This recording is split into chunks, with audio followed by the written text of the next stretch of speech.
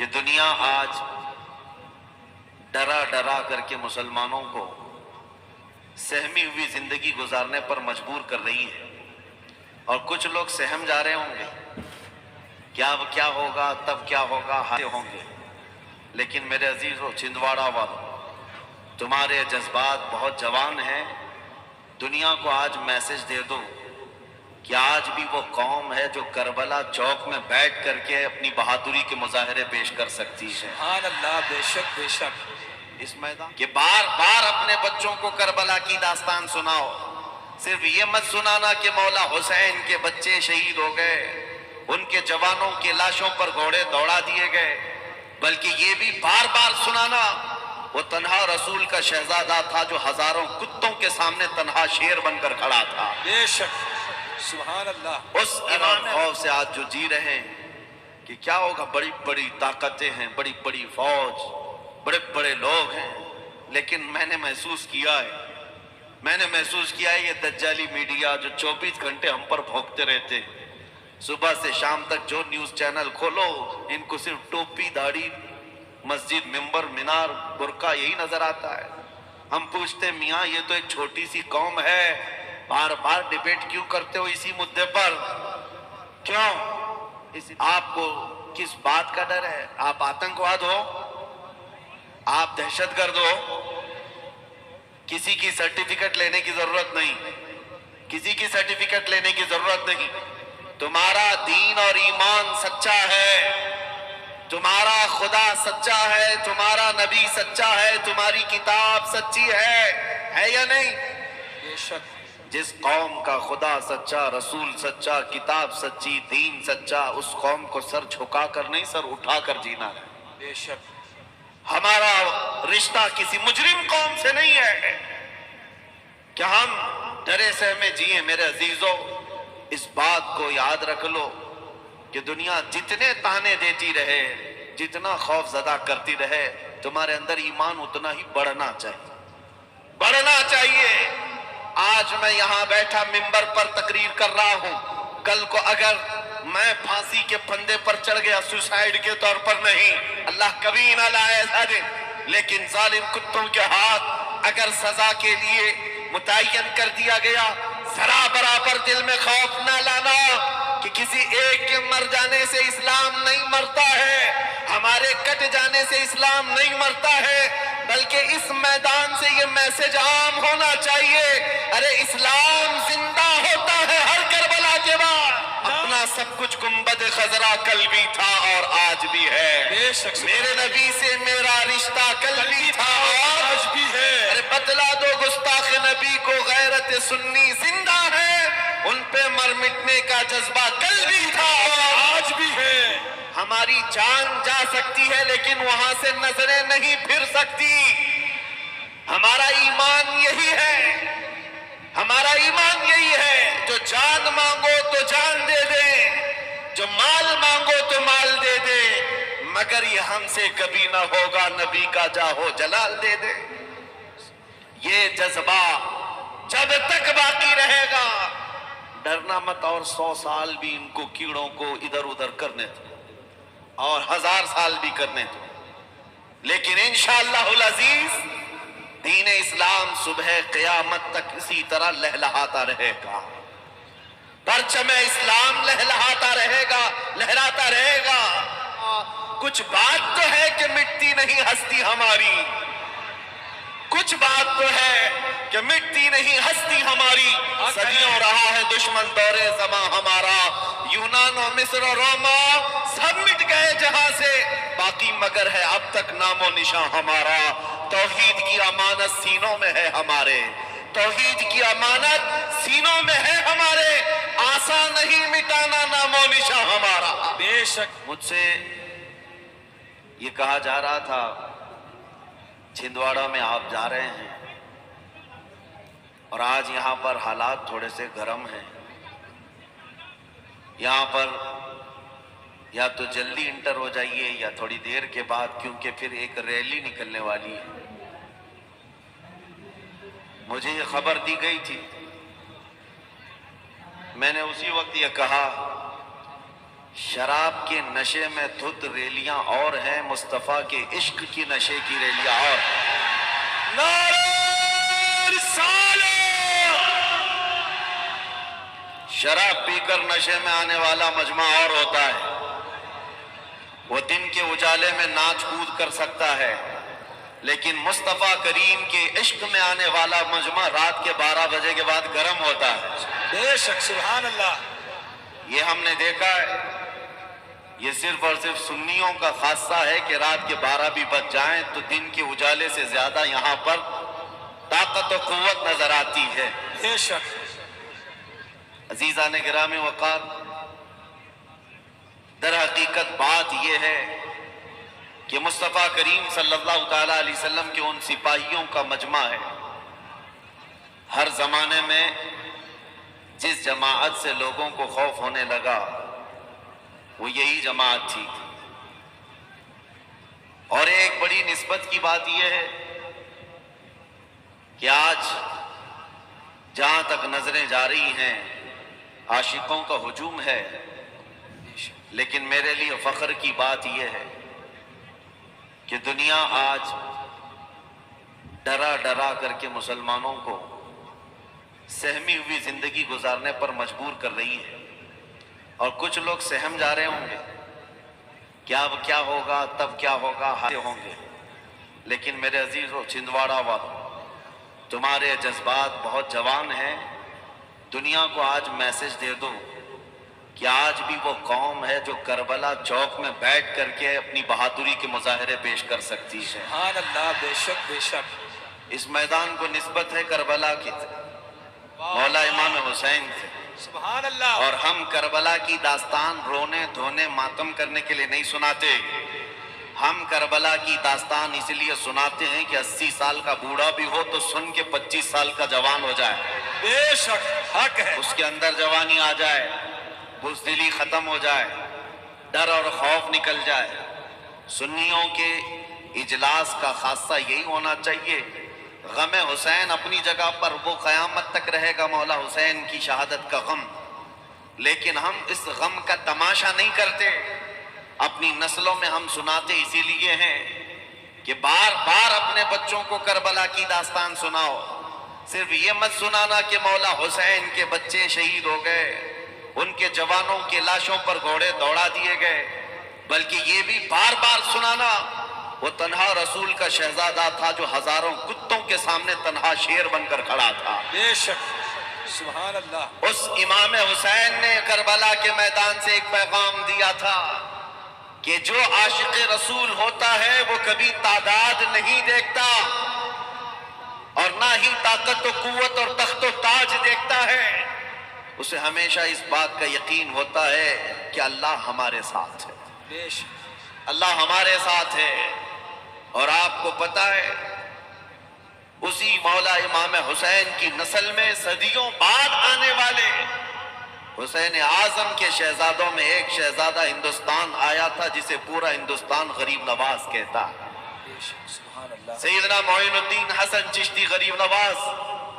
جب یہ تشریف لائے تھے تو بہت بڑی فوج لے کر نہیں آئے تھے، 8 فقیروں کی جماعت میں آئے تھے، اور یہ وہ دور تھا جب شہاب الدین غوری کئی مرتبہ جنگوں کے بعد شکست کھا کر واپس جا رہا تھا۔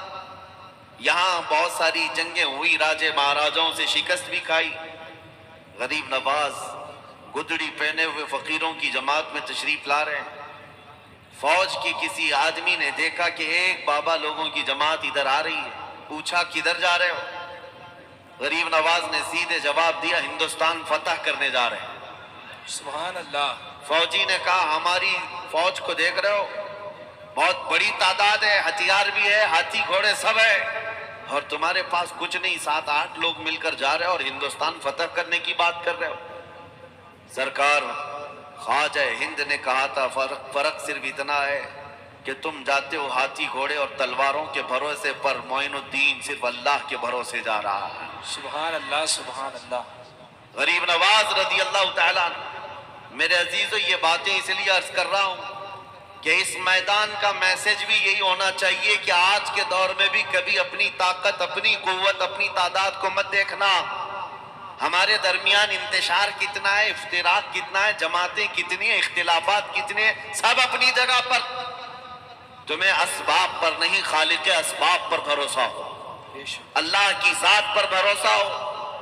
جس کے دین کے لیے ہم کھڑے ہوں گے اس کی مدد ضرور آئے گی، اور جس رسول کے ہم امتی ہیں ان کی عنایت ضرور ملے گی. اس لیے میرے عزیزو، یہاں کا ایک اہم پیغام یہ ہے، اہم پیغام یہ ہے، مصیبتیں، طوفان، آندھیاں یہ نئی ہیں، بلکہ بہت صدیوں پہلے سے ہم پر آتی جا رہی ہیں اور مسلمانوں کو آزماتی جا رہی ہیں. لیکن ہر دور میں آندھیاں تھک کر کے پھر یہ کہتی ہیں اسلام کو نہ کل مٹایا جا سکا تھا نہ آج مٹایا جا سکتا. بے شک بے شک. چند دن انتظار کرو، آج کے جو برساتی کیڑے ہیں یہ بھی کہیں گے. ان کا حال بھی یہی، کچھ دیر کی خاموشی ہے پھر شور آئے. حق ہے. آج نعرہ رسالت، تاجدار ختم نبوت. عزیزان گرامی، بس تمہارے عزم، تمہارے استقلال اور تمہاری استقامت کا امتحان ہوگا. ہوائیں تیز چلیں گی، یہ دیکھا جائے گا تمہارا قدم ڈگمگاتا ہے یا ایمان پر قائم رہتا ہے. آج تمہارے امتحان کی گھڑی ہے، امتحان کا وقت ہے. کبھی تمہارے درمیان سکے پھینک دیے جائیں، دولت کا انبار بچھا دیا جائے، حسن و جمال کو لا کر کھڑا کر دیا جائے، اور تمہیں منصب اور تخت دینے کی لالچ دی جائے. یہ سارے امتحانات آئیں گے اور بدلے میں تمہارا ایمان خریدا جائے گا، تمہارا دین خریدا جائے گا. اور وہ سب سے بڑا بد نصیب اور بدقسمت آدمی ہے جو دنیاوی مال و متاع کی بنیاد پر اپنا دین بیچ دیا، اپنا ایمان کا سودا کر لیا. اس کے لیے دنیا بھی خراب ہے، آخرت بھی خراب. کیا آپ نے نہیں دیکھا 2 سال پہلے لکھنؤ سے ایک کتا نکلا تھا جس نے اپنا نام بدل لیا تھا؟ یہ کون ہے؟ یہ حکومت کی طرف سے پھینکے ہوئے ٹکڑے کھانے والا کتا تھا. منصب کے لیے، جاہ کے لیے اپنا نام بدل لیا، دھرم بھی بدل لیا، کشکا بھی لگا لیا، دھوتی بھی پہن لیا. اور میڈیا والے تو اسی کام کے لیے بیٹھے ہی ہیں. سارے دجالی میڈیا ویلکم کرنے لگ گئے اور ہاٹ سیٹ پر بٹھا بٹھا کر کے اس کی تعریف کرنے لگ گئے کہ مسلمانوں میں سے کنورٹ ہو کر کے ایک آدمی آ گیا ہے. اور یہ میسج دینا چاہتے تھے کہ اب مسلمانوں میں کھلبلی مچ جائے گی کہ ایک ان کا بہت بڑا آدمی کنورٹ ہو گیا. تو لعنت ہے اس میڈیا پر. 2 سال تم نے تماشا کر کر کے دیکھ لیا، اس کتے کے بدلنے سے پوری جماعت پر کوئی فرق نہیں پڑا، بلکہ ہماری جماعتوں سے یہی کہا جاتا رہا کچرا تھا تو کچرے کو اسلام سے نکلنا ہی چاہیے، ایسے کی حاجت بھی نہیں ہے. لیکن اب حالت کیا ہے میں آپ کو بتاتا ہوں. 2 سال نہیں گزرے، ایک نیا قرآن بنانے کی بات کیا، ایک حضور پاک کے اخلاق پر ایک چھوٹی کتاب لکھنے کی بات کیا. میں ان کا چرتر لکھوں گا. نعوذ باللہ بہت کچھ کر کے دیکھ لیا. ابھی کی خبر یہ ہے کہ سارے پنڈتوں نے لات مار کر کے بھیج دیا. اور اس کے بعد حالت یہ ہو گئی، دھوبی کا کتا نہ گھر کا نہ گھاٹ کا، درمیان میں الجھ کر رہ گیا. اب زندگی کی بھیک مانگنے لگا، کہا کہ میری جان بچا لو، میری جان بچا لو. یہ سب کو پتا ہوگا، اخبار یا نیوز تمہارے تک پہنچے ہوں گے تو معلوم ہوگا. میں نام صرف اس لیے نہیں لیتا کہ میں ناپاک نہیں کرنا چاہتا، باقی مجھے ڈر نہیں ہے، خوف نہیں ہے. ہم اس مقدس پاکیزہ ممبر کو ان غلیظ ناموں سے، ان کے ناموں سے نہیں یہ کرنا چاہتے. بہرحال میرے عزیزو، حالت یہ ہو گئی جس کو اعلیٰ حضرت نے 100 سال پہلے کہا تھا، یا رسول اللہ جو تیرے در سے یار پھرتے ہیں، جو تیرے در سے یار پھرتے ہیں، در بدر یوں ہی خار پھرتے ہیں. اور ہمارا تعارف کیا ہونا چاہیے؟ وقت کا مجدد ہے بریلی کا امام. انہوں نے اپنا انٹروڈکشن جو کروایا وہ یوں نہیں کروایا میں بڑا زمیندار ہوں، پٹھان ہوں، بہت بڑا عالم ہوں، فقیہ ہوں، مفتی ہوں، بلکہ انہوں نے اپنا انٹروڈکشن یوں کروایا، اس گلی کا گدا ہوں میں جس میں، اس گلی کا گدا ہوں میں جس میں ارے مانگتے تاجدار پھرتے ہیں. ہم سب کی بھی پہچان یہی ہونی چاہیے. اور بیدم وارسی رحمت اللہ تعالی علیہ نے دعا کیا تھا، سگے طیبہ سب کہہ کے پکارے بیدم، سارے لوگ مجھے مدینے کا کتا کہہ کر پکارے۔ بیدم وارسی کہتے ہیں سگے طیبہ سب مجھے کہہ کے پکارے بیدم، یہی رکھیو میری پہچان مدینے والے۔ حضور کی بارگاہ میں یہ عریضہ کہ میری پہچان بنے تو آپ کے نام سے بنے، دنیا مجھے جانے تو آپ کی غلامی سے جانے۔ اے مسلمانوں، آج وہ وقت آ گیا ہے، تم اپنی پہچان بتاؤ لوگوں کو، تم عزم و استقلال کے ساتھ کھڑے ہو جاؤ ایک بار۔ یہ سیکولر بننے کی کوشش میں ہوتا کیا ہے آپ کو میں بتاؤں، فیشن نے اور دنیا نے ایڑی چوٹی کا زور لگا لیا ہے تم کو آزاد خیال بنانے کے لیے، تم کو دین سے برگشتہ کرنے کے لیے۔ چند دنوں پہلے ایک صاحب ہم سے پوچھنے لگے حالات بڑے خراب ہیں، کیا ابھی بھی داڑھی رکھنا واجب ہے؟ کیا ابھی اس زمانے میں کوئی حکمت اور مصلحت سے ہم نہیں چل سکتے؟ ہم نے کہا اس زمانے میں تو اور بڑا واجب ہے، کیونکہ جن لوگوں کو تلوار نہیں چبھتی داڑھی چبھتی ہے، اور ہم چبانے کے لیے نہیں رکھتے۔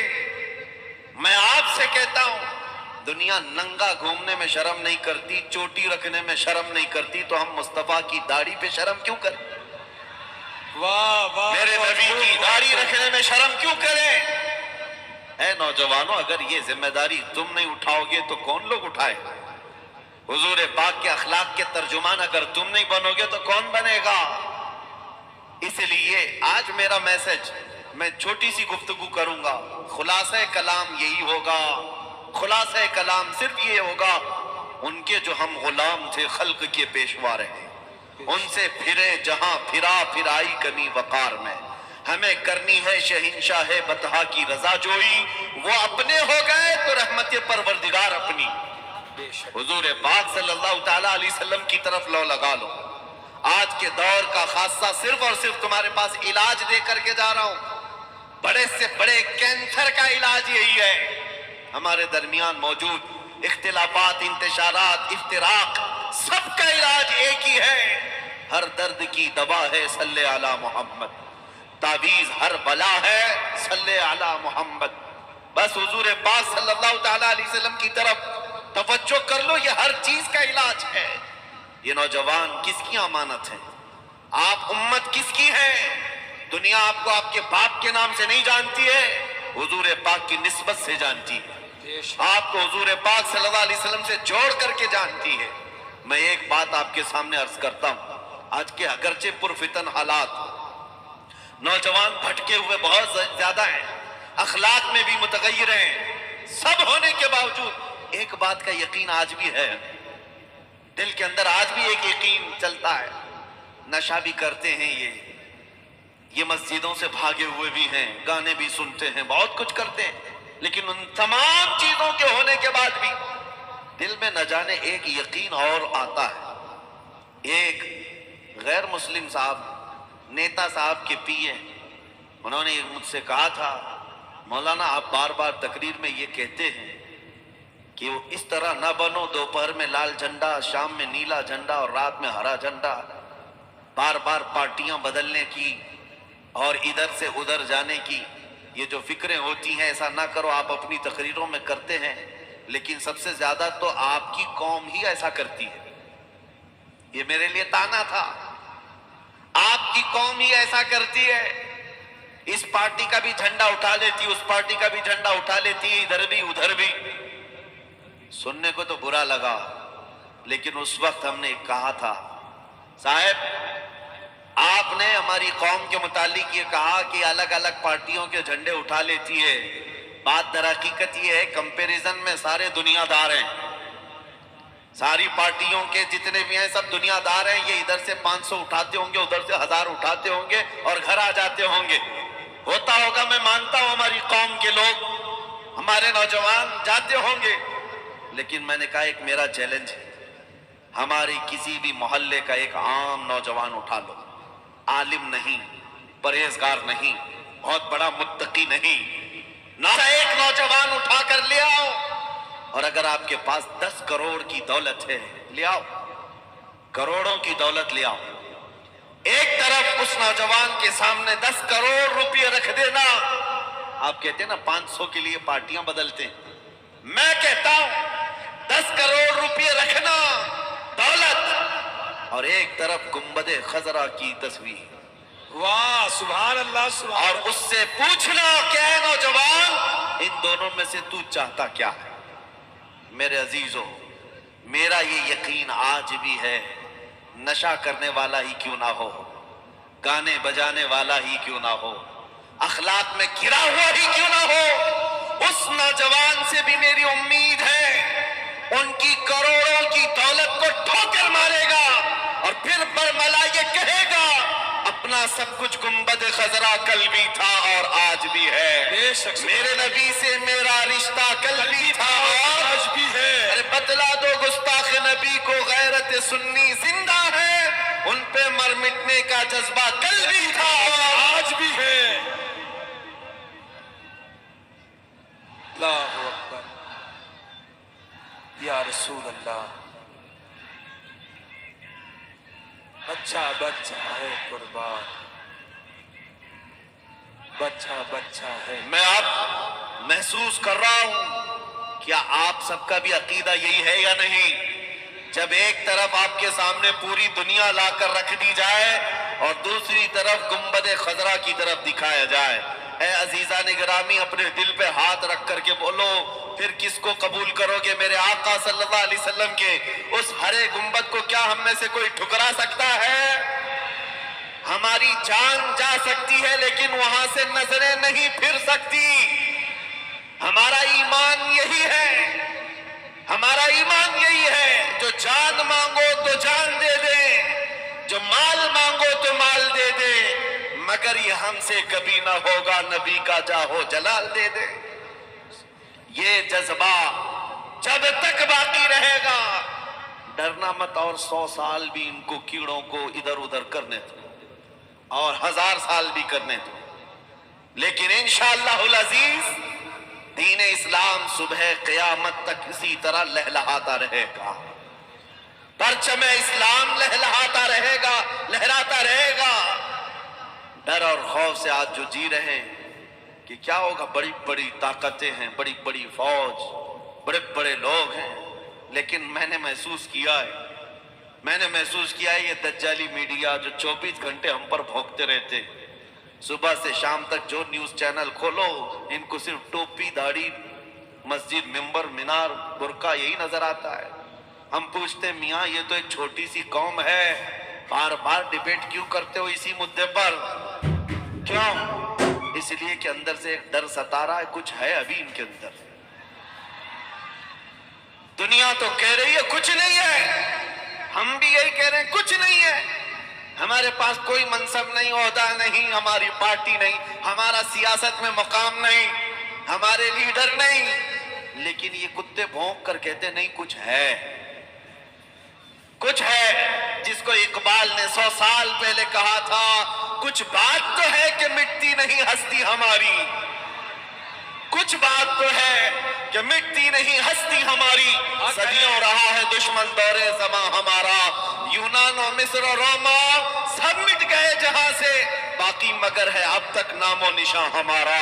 توحید کی امانت سینوں میں ہے ہمارے, توحید کی امانت سینوں میں ہے ہمارے, آسان نہیں مٹانا نام و نشاں ہمارا. بے شک غلام ہے, غلام ہے, غلام رسول جو نہ ہو عشق مصطفیٰ, تاجدار ختم نبوت. بس میرے عزیزو, دنیا تمہیں بار بار جگا کر بتا رہی ہے تم غلام مصطفیٰ ہو, تم بھاگے جا رہے ہو اور نا امیدی اور مایوسی کی زندگی گزار رہے ہو. اللہ کریم کا ایک وعدہ ہے, وہ اپنے نبی پاک صلی اللہ تعالی علیہ وسلم کو ایک رعب دیا جس کے بارے میں خود حضور فرماتے ہیں نصرت بالرعب, اللہ نے مجھے رعب کے ذریعے سے مدد کیا ہے.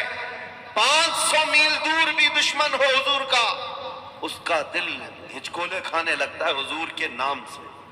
یہ اللہ کی طرف سے ڈالا ہوا رعب ہے. اور میں یہ کہتا ہوں میرے مصطفیٰ کا صدقہ ہے, صدیاں گزر گئی، ان کی امت کے محبوبوں کو اللہ تعالیٰ حضور کا وہ رعب عطا کیا۔ حضور پاک صلی اللہ علیہ وسلم کے رعب کا حصہ آج بھی دیا ہے۔ اس چیز کو محسوس کرو اور زندگی گزارو۔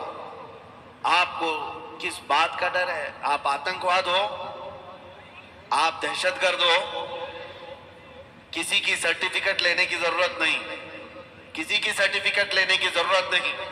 تمہارا دین اور ایمان سچا ہے، تمہارا خدا سچا ہے، تمہارا نبی سچا ہے، تمہاری کتاب سچی ہے یا نہیں؟ بے شک جس قوم کا خدا سچا، رسول سچا، کتاب سچی، دین سچا، اس قوم کو سر جھکا کر نہیں، سر اٹھا کر جینا ہے۔ بے شک ہمارا رشتہ کسی مجرم قوم سے نہیں ہے کہ ہم ڈرے سہمے جیئیں۔ میرے عزیزو، اس بات کو یاد رکھ لو کہ دنیا جتنے تانے دیتی رہے، جتنا خوف زدہ کرتی رہے، تمہارے اندر ایمان اتنا ہی بڑھنا چاہیے، بڑھنا چاہیے۔ زیادہ سے زیادہ چھندواڑہ والے لوگ، تمہارے جذبات کو میں نے دیکھا ہے۔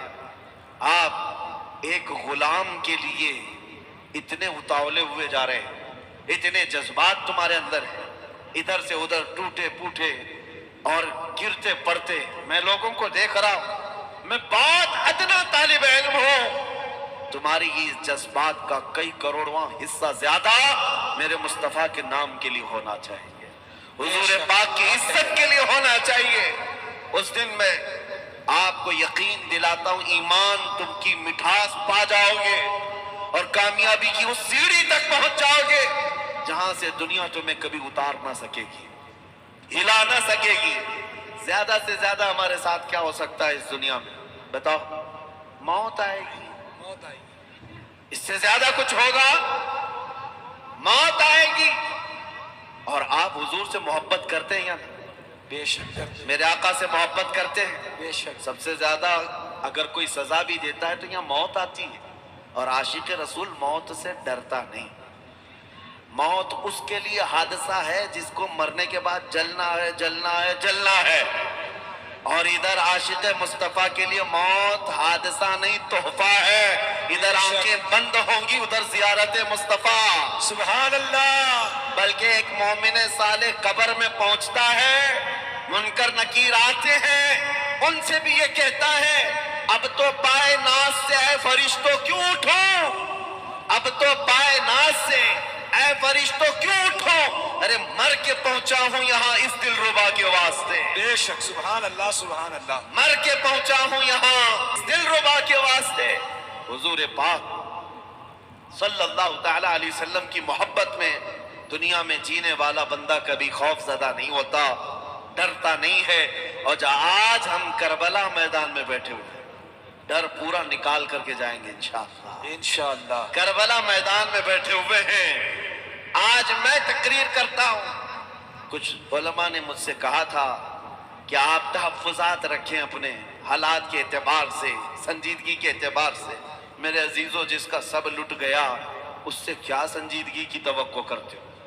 ہمارے پاس دنیا کی کوئی بچانے جیسی دولت ہے ہی نہیں، ایک وہی دولت آمنہ کے لال کی محبت، بے شک۔ اور اس پر بھی کتے اور بھیڑیے بھونکنے لگے اور تم ہمیں امن سے بیٹھنے اور چین سے رہنے کی بات کرتے ہو۔ میں کہتا ہوں تمہاری حکمتیں، تمہاری مصلحتیں، تمہارا چین و سکون تمہیں مبارک، ہمیں بلال حبشی کی وراثت مبارک، سبحان اللہ، ہمیں خبیب ابن عدی کی وراثت مبارک، رسول کریم صلی اللہ تعالی علیہ وسلم کے نام پاک کے لیے۔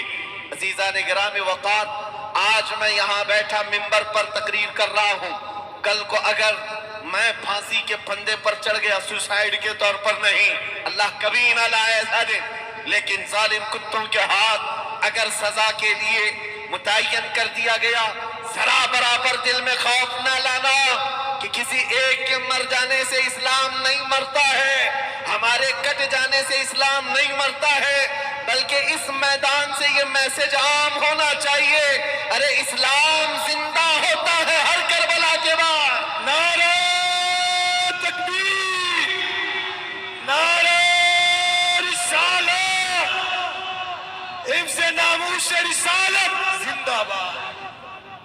بس اس بات کا آپ لحاظ رکھیں، اسلام زندہ ہوتا ہے ہر کربلا کے بعد، ہر کربلا کے بعد۔ یہ پہلا موقع نہیں، یہ پہلا موقع نہیں ہے کہ ہماری زندگیوں میں یہ نئی بات ہو سکتی ہے، لیکن تاریخ اسلام اس سے بھری ہوئی ہے، تاریخ اسلام بھری ہوئی ہے۔ لوگ آج ہمیں کہتے مائنورٹی میں ہیں، اقلیت میں ہیں، حالات ایسے ہیں۔ ان سے کہو کربلا کے میدان سے زیادہ مائنورٹی کہاں تھی؟ ایک طرف صرف 80-82 لوگ اور دوسری طرف 22,000 کا لشکر، مقابلہ ہو سکتا ہے؟ دنیا کی عقلیں حیران ہیں، لیکن رسول اللہ کے اس لاڈلے نوجوان شہزادے نے یہ دنیا کو بتایا ہے، میدان میں کھڑے ہو کر استقامت دکھانا یہ صرف آل رسول کی شان ہے، یہ ایمان والوں کی شان ہے۔ اسی لیے آج میں نے شروع میں ہی آپ سے کہا، یہ دور جو ہے وہ آپ کی امتحان کا دور ہے، آپ کی استقامت کا امتحان ہو رہا ہے، آپ کے جمے ہوئے اور ڈٹے رہنے کا امتحان ہو رہا ہے۔ آندھیاں آئیں، طوفان آئیں تو تم گھر بدل لیتے ہو یا اپنے دامن بدل لیتے ہو یا اپنے چہرے بدل لیتے ہو یا پھر اسی دین پر قائم رہتے ہو، یہ دیکھا جائے گا۔ اس لیے میرے عزیزو، نہ تم سیکولر بن کر کے 100 سال جینے کی گارنٹی دے سکتے ہو، نہ ہی تم اپنا چہرہ چھپا کر کے 1000 سال جینے کی گارنٹی دے سکتے ہو۔ کوئی گارنٹی نہیں دے سکتا۔ جب اس دنیا سے مرنا لکھا ہی ہے تو کیوں نہ حضور کی سنتیں اپنا کر کے دنیا سے جائیں، کیوں نہ حضور کے اخلاق پر دنیا سے جائیں، تاکہ ہماری غلامی ثابت رہے کہ ہم دنیا سے گئے بھی ہیں تو میرے نبی کا نام لے کر کے گئے۔ میں کچھ باتیں جو آپ کے سامنے عرض کروں، نبی کریم صلی اللہ تعالیٰ علیہ وسلم کے وہ صحابہ جنہوں نے اپنی زندگی میں حضور سے وفا کی ہے اور اپنی جان سے زیادہ بڑھ کر کے اہتمام کیا ہے۔ آج تم تھوڑی تھوڑی چیزوں سے اگر بدل جاتے ہو تو اس بات کا ہمیں قلق ہوتا ہے، ڈر۔ بہت سارے نوجوانوں کو میں آپ یہ کہنا چاہتا ہوں، یہاں اب ہمارے اس دور میں کوئی سیکولر نہیں رہ گیا، ادھر بھی نہیں، کوئی سیکولر نہیں رہ گیا ہے۔ ہر ایک شدت سے نفرت لیے بیٹھا ہوا ہے، سوشل میڈیا کی آگ پھیلی ہے۔ تو تم کیوں سیکولر بننے کے ناٹک کر رہے ہو؟ تم بھی دنیا کو بتاؤ کہ تم اپنے نبی پاک کی محبت میں کس قدر سیریس ہو، حضور پاک صلی اللہ تعالیٰ علیہ وسلم کے لیے تم کتنے حساس ہو۔ میں یہ نہیں کہہ رہا ہوں چاقو، چھری، تلوار، بندوق لے کر کے دکھاؤ، نہیں، میں تو ہتھیاروں کی بات نہیں کرتا۔ میرے عزیزو، میں ہمیشہ ایک بات کرتا ہوں، دنیا کا سب سے بڑا ساز و سامان جو کسی کے پاس ہو سکتا ہے وہ عشق مصطفیٰ کی دولت ہے، محبت مصطفیٰ کی دولت ہے۔ اس دولت نے کیسر و کسریٰ کو گھٹنے پر لایا ہے، بڑے بڑے بادشاہوں کو سرنگوں کر دیا ہے۔ آج میں تمہیں اسی محبت کی دعوت دے رہا ہوں، اسی محبت کی دعوت کہ جس کے تم غلام ہو، پورے غلام بن جاؤ، پورے ہو جاؤ۔ حالات کے اعتبار سے تم کبھی چہرہ بدل لیے، کبھی لباس بدل لیا، فیشن کے نام پر دنیا نے تمہیں آوارہ بنا دیا۔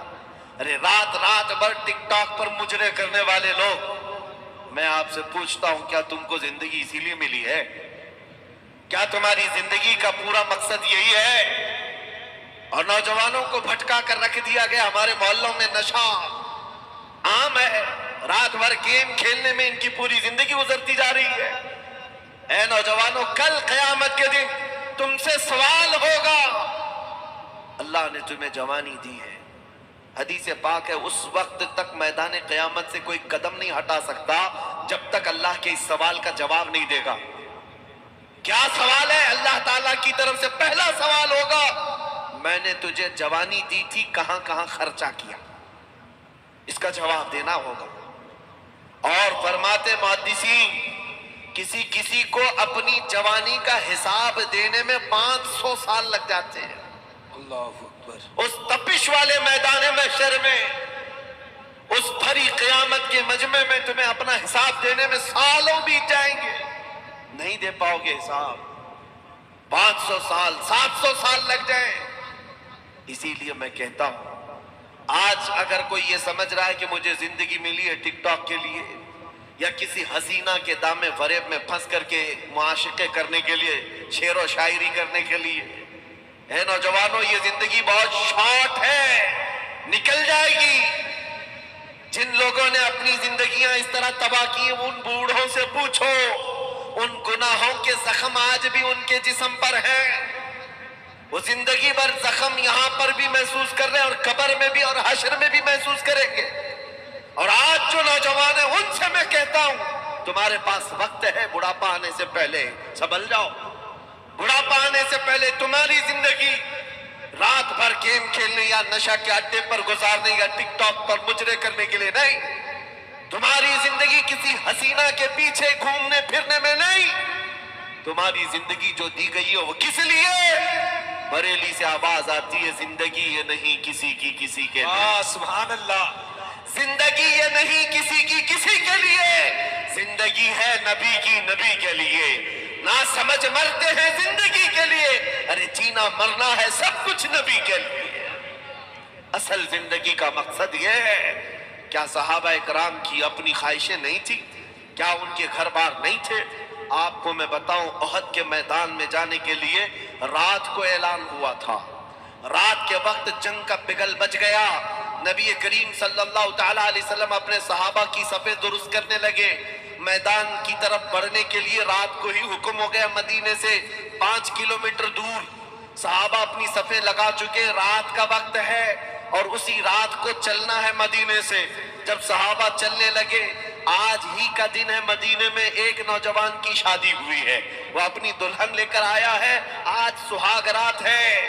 سہاگ رات ہر ایک نوجوان کے لیے قیمتی رات ہے، اس کی زندگی کی خوشیوں والی رات ہے۔ لیکن مدینے کے اس عظیم صحابی جن کی آج سہاگ رات ہے، آدھی رات گزری تھی، تڑپ کر بستر سے اٹھ بیٹھے اور کہا اپنی شریک حیات سے، میرے کانوں میں آواز آ رہی ہے کہ رسول اللہ نے صحابہ کو بلا لیا ہے، صحابہ جا رہے ہیں میدان جنگ میں۔ اور یہ سہاگ رات کا بستر چھوڑ کر کھڑا ہو گیا نوجوان، اپنی شریک حیات سے کہا، اے میری خاتون، اگر تو چاہے تو مجھ سے طلاق لے لے، عدت گزرنے کے بعد چاہے تو دوسرے سے نکاح کر لینا، اس لیے کہ میں اپنے نبی سے ایک قدم بھی پیچھے نہیں جا سکتا، ان کے بلاوے کے بعد اب میں بستر پر آرام نہیں کر سکتا، اور اگر تو چاہے تو صبر کر لے، میرے آنے کا انتظار کرے۔ وہ خاتون ایسی نہیں ہے، نئی نویلی دلہن گھر پر آئی ہو، ہاتھ جوڑے، پیر پکڑے اور دوسروں کے سامنے گڑ گڑا کر کہے، بھیا کہاں مجھ سہاگن کو ابھاگن کیے جا رہے ہو، کیسی یہ بات ہے، آج کی رات مجھے تنہا کیے جا رہے ہو؟ نہیں، اس خاتون نے دکھڑے نہیں سنائے، گڑ گڑا کر وہاں رو رو کر کے باتیں نہیں کی، بلکہ وہ تنہا دلہن بستر سے کھڑی ہوتی اور کہتی ہے، میرے سردار کیسی بات کر رہے ہو، طلاق کس لیے؟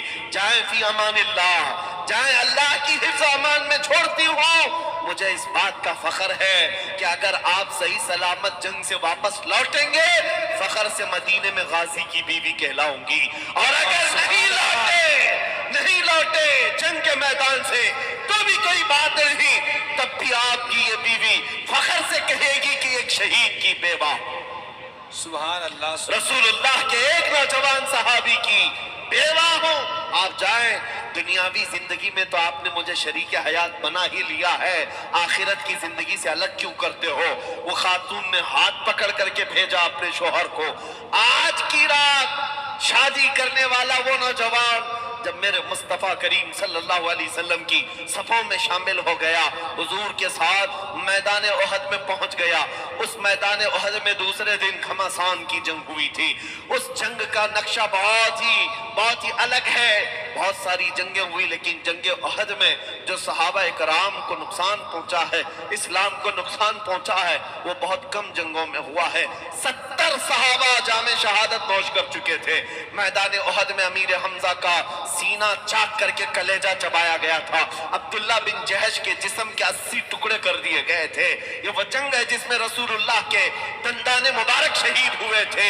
یہ بڑی گھمسان کی جنگ تھی۔ یہی وہ جنگ ہے جس میں وہ ایک رات پہلے شادی کرنے والا نوجوان سیدنا حنظلہ شہید ہو گئے۔ پہلی رات، ایک رات گزار کر آنے والا دولہا میدان جنگ میں شہید ہو گیا، اور اور جنگ جب ختم ہو گئی، لاشیں جمع کی جا رہی تھی، 70 صحابہ کی لاشیں، نبی کریم صلی اللہ تعالی علیہ وسلم ہر ایک کی جنازہ، سارے صحابہ کی جنازے کی نمازیں پڑھا رہے تھے۔ اس اثنا میں صحابہ نے کہا یا رسول اللہ، ہم نے حنظلہ کو شہید ہوتے دیکھا ہے، قتل ہو کر گرتے دیکھا ہے، لیکن لاش میدان میں نظر نہیں آتی، لاش کہیں نظر نہیں آتی۔ حضور پاک صلی اللہ تعالی علیہ وسلم نے سر جھکا کر تھوڑی دیر آرام فرمایا، اس کے بعد کہا فلاں جگہ دیکھو حنظلہ کی لاش رکھی ہوگی۔ صحابہ گئے تو دیکھا ان کی لاش رکھی ہوئی تھی، لیکن کس حالت میں؟ ان کو مکمل اوپر سے نیچے تک غسل دیا ہوا تھا، ان کے جسم پر پانی کے قطرات ٹپک رہے تھے۔ صحابہ اٹھا کر کے لے آئے اور حضور پاک صلی اللہ علیہ وسلم کے پاس عرض کیا آقا میدان احد میں پانی نام کی کوئی چیز ہی نہیں، یہاں پینے کا پانی نہیں، حنظلہ کو غسل کس نے دیا؟ حضور نے مسکرا کر کہا جیسے ہی یہ شہید ہوئے اللہ کے فرشتوں کی ایک جماعت آئی، حنظلہ کو آسمانوں پر لے جایا گیا، ان کو جنت کے پانی سے غسل دیا گیا اور واپس میدان احد میں لا کر رکھ دیا گیا۔ اب میں آپ کو بتاؤں میرے عزیزو، بات یہ ہے صحابہ نے پوچھا آقا آپ کا فرمان تو ہے شہید ہوتا ہے اسے غسل نہیں دیا جاتا، اسے کفن نہیں دیا جاتا، بلکہ وہ جن کپڑوں میں شہید ہوا ہے انہی کپڑوں میں اسے دفن کر دیا جاتا ہے۔ یہ شہید کا اعزاز ہے، یہ شہید کا اعزاز ہے، اسے دنیا کے پانی سے غسل نہیں دیا جاتا اور نہ ہی ہمارے کپڑے پہنائے جاتے ہیں۔ وہ جن کپڑوں میں شہید ہوا ہے انہی کپڑوں میں اللہ کی بارگاہ میں اسے بھیجا جاتا ہے، اس لیے کہ مولا کریم کو اس کی وہی ادا سب سے زیادہ پسند ہے جو اپنے گھر سے پہن کر نکلا تھا وہی پہن کر بارگاہ رب العالمین میں جائے گا۔ صحابہ نے پوچھا لیکن یہ حنظلہ کے ساتھ کیا ہوا؟ سارے شہداء کو تو ہم نے غسل نہیں دیا، لیکن حنظلہ کو غسل کیوں دیا گیا؟ میرے آقا نے فرمایا جاؤ اس کی بیوی سے پوچھو پتہ چلے گا۔ حنظلہ کو جو غسل دیا گیا ہے وہ موت کا غسل نہیں ہے، وہ جنابت کا غسل ہے۔ رات کو اپنی بیوی کے ساتھ شباشی کیا تھا لیکن غسل کرنے تک کا اس کے پاس وقت نہیں تھا، وہ یہ کہہ کر گھر سے نکل گیا نہانے میں کہیں دیر نہ ہو جائے اور حضور کی جماعت آگے نہ نکل جائے۔ اللہ عزیزان گرامی وقت، یہ وہ صحابہ کی جماعتیں تھیں جنہوں نے اپنی جوانیاں میرے نبی پر وار دی، حضور پاک صلی اللہ علیہ وسلم کے لیے قربان کیا ہے۔ ایک کالے رنگ کے حبشی صحابی تھے، حضور کے پاس آئے، عبداللہ اسود، کہا آقا شادی کی خواہش ہے، مال نہیں غریبی ہے بہت زیادہ، یا رسول اللہ صلی اللہ علیہ وسلم مجھے کسی لڑکی سے شادی کرنے کا موقع مل جائے تو میں بھی گھر بسا لوں۔ حضور پاک صلی اللہ تعالی علیہ وسلم نے ان کی خواہش کو دیکھتے ہوئے مدینے کی ایک انصار صحابی کی بیٹی سے ان کی سگائی طے فرما دی۔ حضور کا فرمان تھا، صحابی نے اپنی بیٹی دینے پر رضامندی ظاہر کی، اب شادی کا سامان لانا تھا۔ حضور پاک صلی اللہ علیہ وسلم نے چند صحابہ کے ذریعے سے ان کی مدد کروائی۔ عبداللہ اسود کو کہا گیا لے جا یہ شادی کے کچھ سامان لے آ جا۔ شادی کے لیے اپنے گھر بار میں جو سامان لگتا ہے وہ خرید کر لیا۔ یہ عبداللہ اسود میدان میں یعنی بازار میں شادی کا سامان خریدنے گئے۔ دولہا آج کتنے تاؤ سے جاتا ہے اپنی شیروانی خریدنے، شادی ہو رہی ہے بڑے خواہش ہیں، لیکن وہ عبداللہ اسود اپنی شادی کا سامان خریدنے گئے بازار میں۔ اچانک کانوں میں آواز آئی اللہ کے نبی صلی اللہ علیہ وسلم کے ساتھ صحابہ کی جماعت جہاد میں جا رہی ہے، جنگ میں جا رہی ہے۔ یہ بھی احد کا میدان ہی تھا۔ عبداللہ اسود وہ غریب صحابی، میں بازار میں جو شادی کا سامان خریدنا تھا نیت بدل گئی، سارا جنگ کا سامان خرید لیا، سارے پیسے اسباب جنگ خریدنے میں لگا دیے۔ ارے گھوڑا بھی لے لیا، لوہے کی ٹوپی بھی لے لیا، زرہ جو لوہے کا لباس پہنتے تھے وہ بھی لے لیا، جتنی خواہشیں تھی جنگ میں پہننے کی سب لے لیا، پیسے کچھ بچائے بھی نہیں۔ سوچ سکتے تھے جنگ کے بعد آ کر کے شادی بھی کرنا ہے، تھوڑے پیسے بچا کر کے رکھو، نہیں، وہ رسول اللہ کے پروانے تھے، میرے آقا صلی اللہ علیہ وسلم کے فدائی تھے، پورا پیسہ لگا دیا اور لیس ہو کر گھوڑے پر سوار ہو کر آئے میدان۔ دوسرے دن جب جنگ ہو رہی تھی حضور پاک صلی اللہ علیہ وسلم نے صحابہ سے پوچھا، کیونکہ چہرہ ڈھکا ہوا تھا، پوری ٹوپی پہنے تھے، پہلی مرتبہ وہ ٹوپی، پہلی مرتبہ وہ لباس پہنے ہوئے حضور نے صحابہ کو دکھا کر پوچھا یہ کون ہے؟ یہ کون ہے؟ نیا دکھتا ہے۔ صحابہ نے غور سے دیکھا، لڑ رہا ہے بطل جلیل بہادر کی طرح، کبھی ادھر کبھی ادھر، اپنے گھوڑے کو ایڑ لگاتا ہے۔ صحابہ نے کہا یا رسول اللہ یہ ہماری جماعت میں سے نہیں ہے، کوئی باہر سے آیا ہوا ہے، ہم میں سے کوئی اس کو نہیں جانتا۔ حضور مسکرائے اور کہا تم نہیں پہچانتے، وہ میرا عبداللہ اسود ہے، میں اس کی کینیوں کے رنگ سے پہچان رہا ہوں، میں نے اس کو شادی کا سامان خریدنے کے لیے پیسے دیے تھے لیکن اس نے سارے پیسوں کا سامان خرید لیا۔ دیکھو آج صحابہ پہچان گئے، کالے رنگ کی کینیاں ان کی پہچانی جا رہی تھی۔ حضور پاک صلی اللہ علیہ وسلم ان کو دیکھ کر مسکرا رہے تھے۔ یہ وہ بطل جلیل تھا جو شام ہونے سے پہلے گھوڑے سے گرا، کافروں کے نرغے میں آیا اور شہید ہو گیا، اور جب جسم پاک میدان میں پڑا ہوا تھا، شام کے وقت رسول پاک صلی اللہ علیہ وسلم میدان میں آئے۔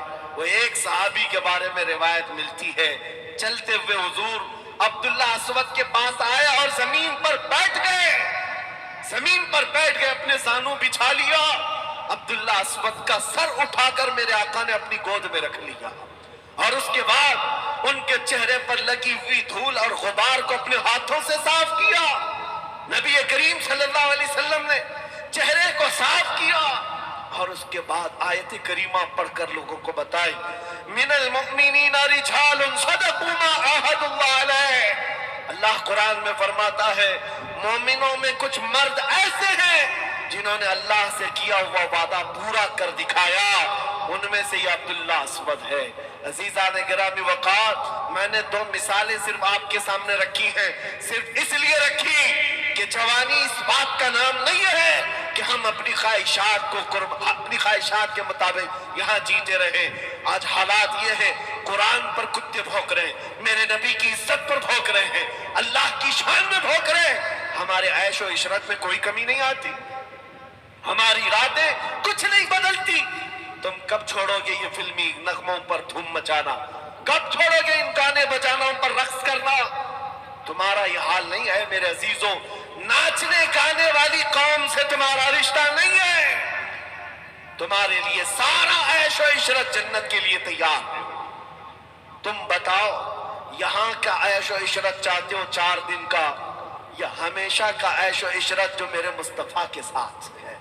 اگر میرے نبی کے ساتھ جانا ہے، سنو ایک روایت ملتی ہے کہ جو لوگ اللہ رب العزت کی حمد سنتے تھے، قرآن کا کلام سنتے تھے، نبی پاک کی نعتیں سنتے تھے، ارے نکالو اپنے کانوں سے یہ گانوں کے ایئر فون، دن بھر اسی کو سن سن کر کے منافق بنتے جا رہے لوگ۔ اور محدثین نے فرمایا جو کثرت سے گانے سنتا ہے وہ زنا کی طرف جاتا ہے، اس کے دل میں منافقت آتی ہے، نفاق آتا ہے، کفر سے محبت کرنے لگتا ہے، اور آج کے دور میں تو پتہ ہی نہیں چلتا کہ سن کر کے کب کافر ہو گیا۔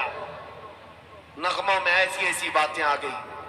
اے نوجوانوں، تمہارے کان جو دیے گئے ہیں، مجھے بتاؤ رسول اللہ کی نعتیں کیا تمہیں اچھی نہیں لگتی؟ حضور پاک کی تعریف اچھی نہیں لگتی؟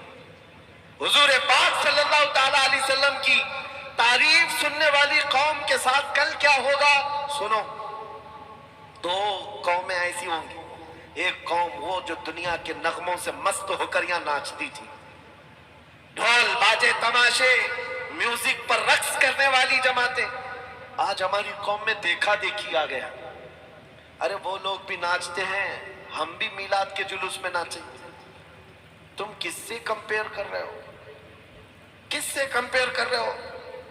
تمہاری مشابہت اس قوم سے نہیں ہے۔ صبح سے شام تک شراب پی کر نشے میں دھت رہنا، میرے عزیزو تم نے شراب محبت پیا ہے، حضور پاک کی غلامی تمہارے گلے میں ہے، ناچنا گانا تمہیں زیب نہیں دیتا۔ کل قیامت کے دن 2 قومیں، وہ جو یہاں دنیاوی نغموں پر ناچتی تھی، فرشتوں کو حکم ہوگا سیسا پگھلا کر کے آگ میں لاؤ اور ان کے کانوں میں انڈیل دو، کانوں میں ڈالا جائے گا، ان کا بھیجا باہر نکل جائے گا۔ یہ وہ لوگ۔ دوسری وہ قوم جو اپنے نبی کی مدح سرائی پسند کرتی تھی، اللہ کا کلام سننا چاہتی تھی. جب یہ جنت میں پہنچیں گے رب تعالیٰ فرمائے گا تم نے اپنے کانوں سے میری تعریف سنی, میرے حبیب کی تعریف سنی. اے مومنین کی جماعت, آج تمہیں صلہ دیتے ہوئے, بدلہ دیتے ہوئے جنت کی حوروں سے میں تمہیں اپنا کلام سناؤں گا. جنت کی حوریں آئیں گی اور نغمات الہیہ سنا رہی ہوں, حوروں کی سریلی آواز سے سن کر کے مست ہو جائیں گے. اللہ ہمیں اس جماعت میں شامل فرمائے. 100 سال سنائیں گی اور اس کے بعد رب تعالیٰ انہیں حوروں کو فرمائے گا بس, اور اس قوم سے پوچھے گا مولا تعالیٰ مومنین سے, بس ہو گیا, پیٹ بھر گیا سن سن کر کے.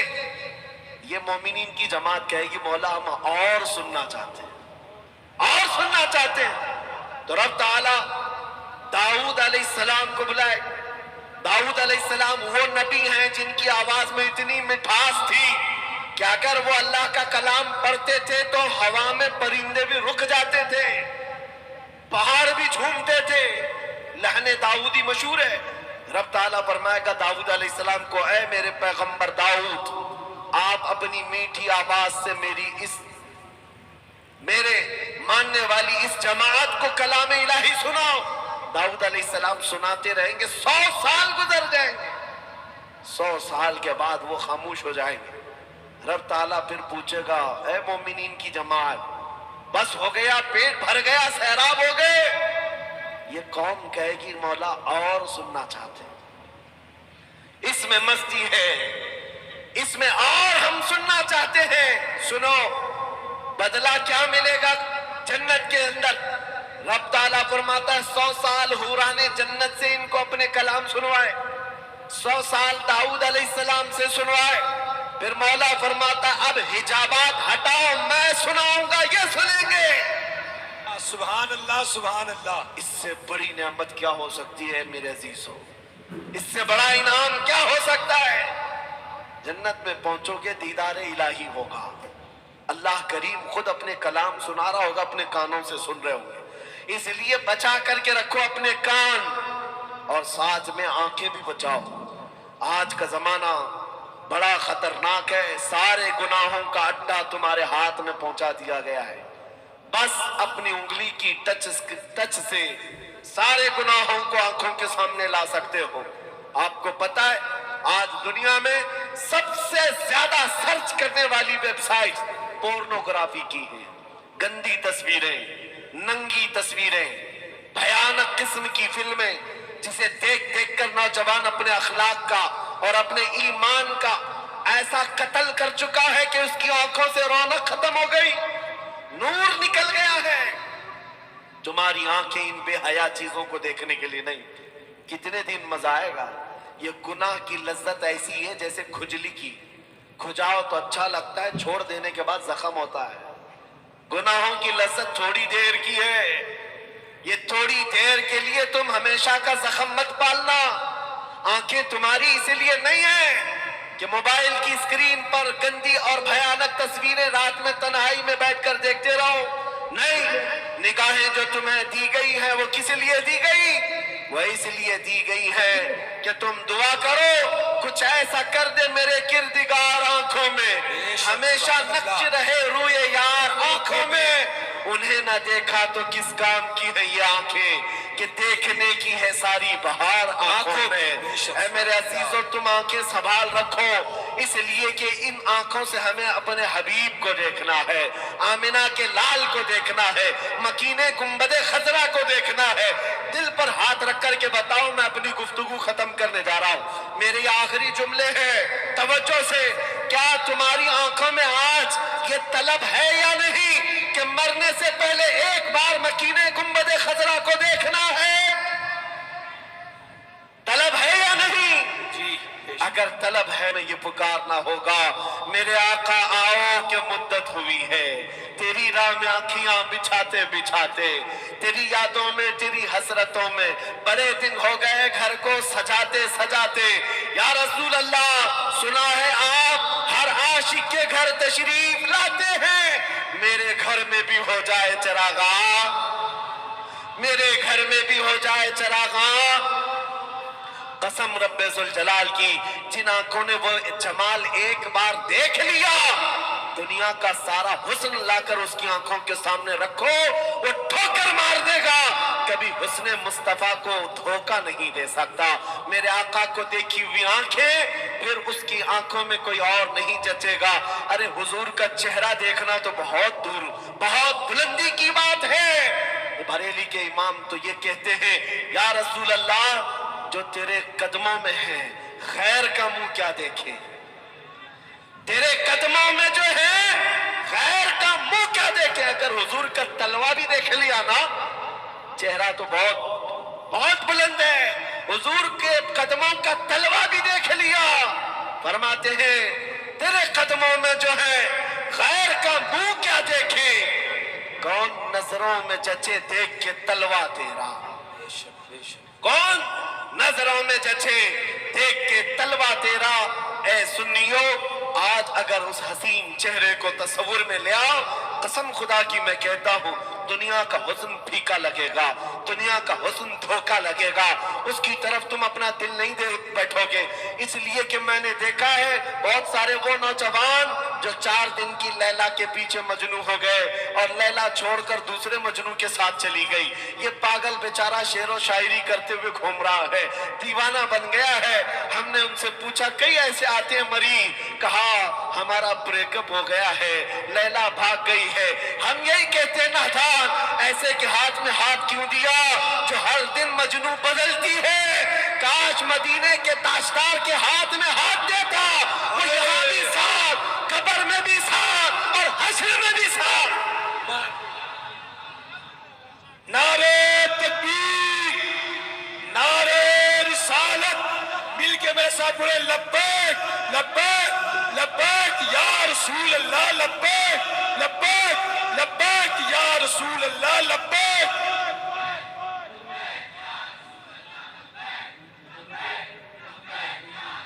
इसीलिए मेरे अजीजों, आपके पास यही पैगाम है, दुनिया की तरफ तवज्जो न करो। ये छोटी मोटी चीजों पर अपनी जान दे बैठते हो, दिल दे बैठते हो। आज से हम ये अहद करके उठेंगे इस करबला के मैदान से, तवज्जो, आज इस मैदान से हम ये अज़्म करके उठेंगे, अब अपनी मर्जी से नहीं जिएंगे, जैसे मेरे मुस्तफा की मर्जी है वैसे जिएंगे। और मदीने वाले ताजदार को हाजिर व नाजिर जानते हो या नहीं? अकीदा है हमारा, ये मजमा हुजूर देख रहे हैं, बेशक है या नहीं? बल्कि मैं तो ये कहता हूँ, ये मजमा, ये जम्मे गफीर, ये सुहाना माहौल, ये रौनक, ये सब देख करके ये महसूस होता है हवा का मौसम बता रहा है, वो जुल्फ अपनी लहरा रहे हैं। बेशक यहाँ का मौसम बता रहा है, वो जुल्फ अपनी लहरा रहे हैं। अरे सवारी तैबा से चल पड़ी है, हुजूर तशरीफ ला रहे हैं। नारे तकबीर, नारे रिसालत, सरकार की आमद, आका की विलादत, मौला की विलादत, गुलाम है गुलाम है। जब हमारा ये मानना है कि हुजूर की तरफ हमारी तवज्जो और नबी हमारी तरफ मुतवज्जे है, तो फिर हम बारगाह मुस्तफा में हुजूर को ही गवाह बना करके कहेंगे इंशाअल्लाह। इंशाअल्लाह। मैं जानता हूं सुन्नियों का मजमा, मैं आधी बात अब बाकी की ये खुद ही कंप्लीट करेंगे, क्योंकि पता है, मैं पता है हालात ने बदला है लेकिन दिल से नहीं बदले हैं। बार बार मैं कहता हूँ, या रसूल अल्लाह, आपकी उम्मत गुनहगार तो हो गई लेकिन गद्दार नहीं है। बेशक गद्दार नहीं है, दिल से चाहती है। आज ही आज़म करके उठेंगे करबला के मैदान से, हुजूर को गवाह बनाकर, या रसूल अल्लाह, दहन में जुबान तुम्हारे लिए, बदन में है जान तुम्हारे लिए, हम आए यहाँ तुम्हारे लिए, उठे भी वहाँ तुम्हारे लिए। अपना सब कुछ गुंबद खजरा कल भी था और आज भी है, मेरे नबी से मेरा रिश्ता कल भी था और आज भी है। और एक बात आखिरी है, अब लौ लगाना छोड़ दो, नेताओं के चक्कर काटने छोड़ दो, और इनके यहाँ सिवाय लॉलीपॉप के और कुछ नहीं मिलता, झुंझुना दे करके हिलाने के अलावा कुछ नहीं दिया जाता। یہ صرف اور صرف دھمکیاں دے کر بھیج سکتے ہیں، تمہارے جذبات سے ہمیشہ کھیلتے رہیں گے۔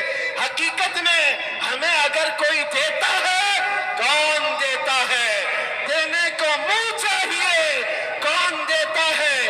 دینے کو منہ چاہیے۔ ارے دینے والا ہے سچا، ہمارا نبی، دینے والا ہے سچا۔ ہمارا نبی۔ لبیک یا رسول اللہ، لبیک لبیک یا رسول اللہ، لبیک یا رسول اللہ، لبیک یا رسول اللہ۔ لبیک یا رسول اللہ۔ آخر دعوانا الحمدللہ رب العالمین۔